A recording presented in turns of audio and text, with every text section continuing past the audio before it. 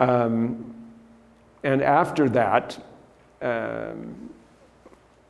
the Muslims became engaged in battles with people who had opposed them before, until most of those people, by the death of the Prophet, had been conquered. And so the area was conquered and taken over then, and the Muslim state was established from a military basis.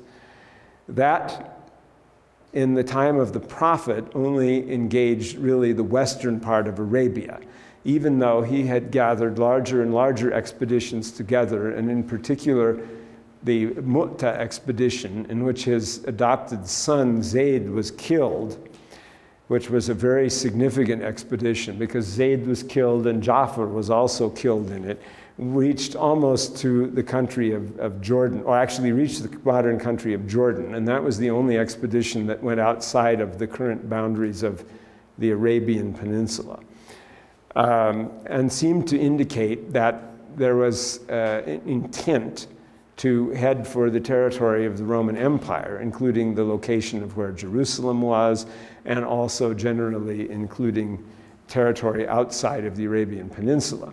Some people, such as Professor Wilfred Madelung, have tried to make a distinction, as well as, for that matter, many of the Muslims, between the wars in Arabia and the subsequent wars under the Prophet's companions, who were caliphs, that went outside of Arabia and under the reign of Omar conquered Syria, Egypt, Iraq, and Iran.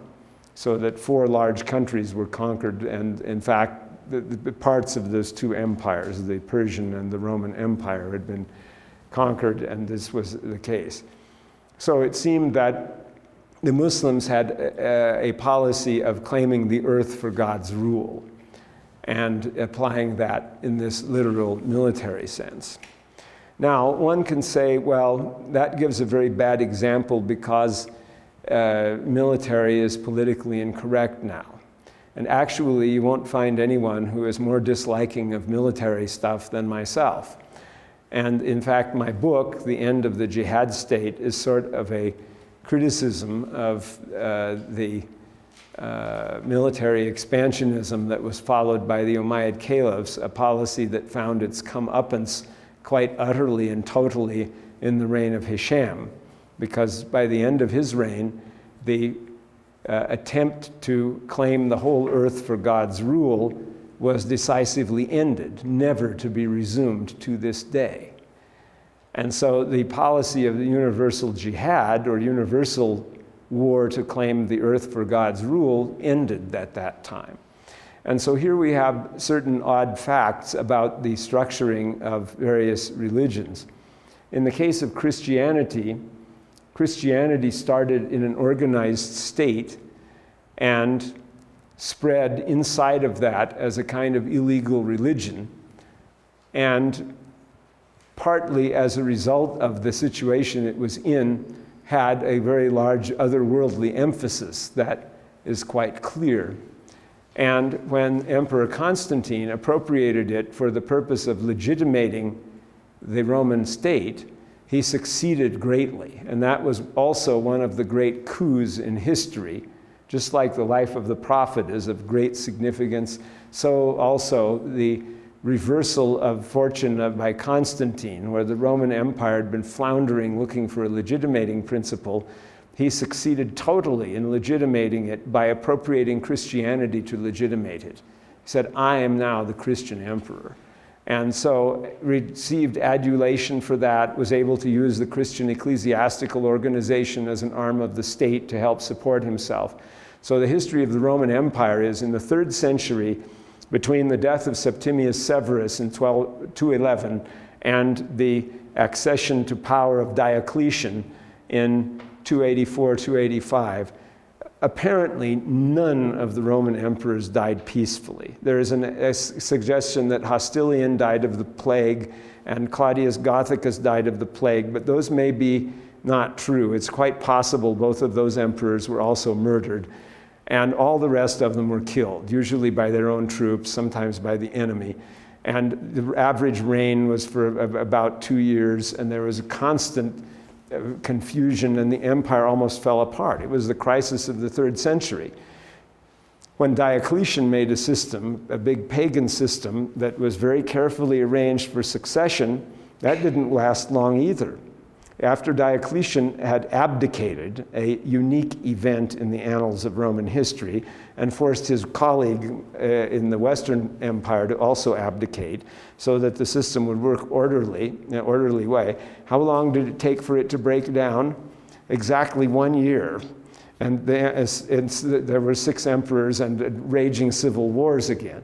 When Constantine established himself, got rid of the last of his rivals, and Christianity was established, there was not one single successful coup in Constantinople from 330 until 602. For the better part of 3 centuries, there was a legitimate succession in Constantinople under the aegis of orderly Christianity. A fact completely obscured, by the way, by the Western focus on the city of Rome and on Italy and on Western Europe as the downfall of the Roman Empire, ignoring the East. Now, that is compared to and interestingly, it ends in 602, shortly before the prophet starts to preach Islam. And that fact is not irrelevant, although I can't go into it now because of time. But in Islam, the opposite happened. You had a state of tribal disorder in Arabia, followed by the establishment of a state that claimed legitimacy in its own right, first under a prophet who was ipso facto legitimate because he had revelations from God, but when he died, those revelations were cut off, and another sort of legitimacy had to be supported, had to be put in that place.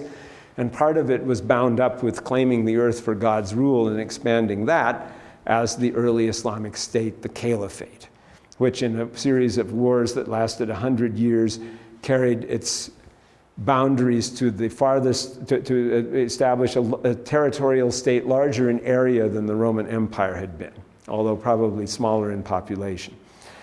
And the end result of that was, however, that it broke down completely.